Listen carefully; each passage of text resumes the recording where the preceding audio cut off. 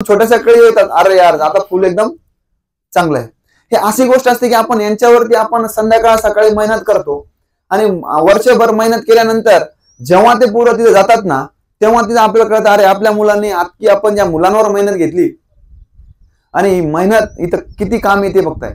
मग रात्री 1 वाजेपर्यंत ज्या दिवशी पोरं आज आपले चालले ग्राउंडला मित्रांनो, तर जेव्हापर्यंत या पोरांचे मला फोन येत नाही तेव्हापर्यंत झोपच येत नाही.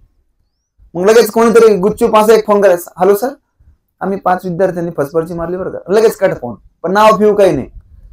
आणि लगेच भारी वाटायचं, अरे बॉस आपल्या 6 पैकी 5 विद्यार्थ्यांनी फसफरची मारलेली, लगेच आपलं झोपून जायचं. म्हणजे असं प्रत्येक रोज असं खूप भारी वाटायचं.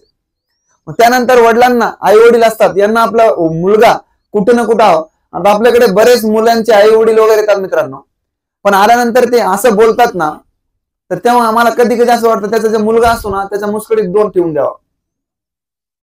कधी कधी वाटतंय बरं का, मुली असेल मुलं असेल, कारण की त्या मुलाकडून त्या आई वडिलांची इतकी अपेक्षा असते आणि काही काही मुलं इतके बावट असतात की त्यांना आई वडिलांची किंमत नसते, टाइमपास असते फक्त बस.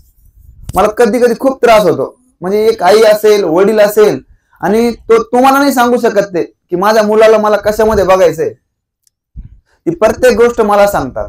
इथे बसलेल्या काही मुलींचे, काही मुलांचे आई वडिलांचे फोन मला येतात, सर माझ्या मुलाचं काय, सर तुम्ही काही करा पण एवढं माझा मुलगा तेवढं करून द्या तुम्हाला. पण त्या मुलांना पण कळायला पाहिजे की आपले आई वडील काय काम करतात आणि आपल्यासाठी त्यांची किती ताळमेळ असते. खरंच खूप मोठी असते, खूप अपेक्षा असतात. ते फक्त ते मला सांगतात, ते तुमच्याकडून अपेक्षा फक्त ते समजून घेतात की माझा मुलगा होऊ शकतो.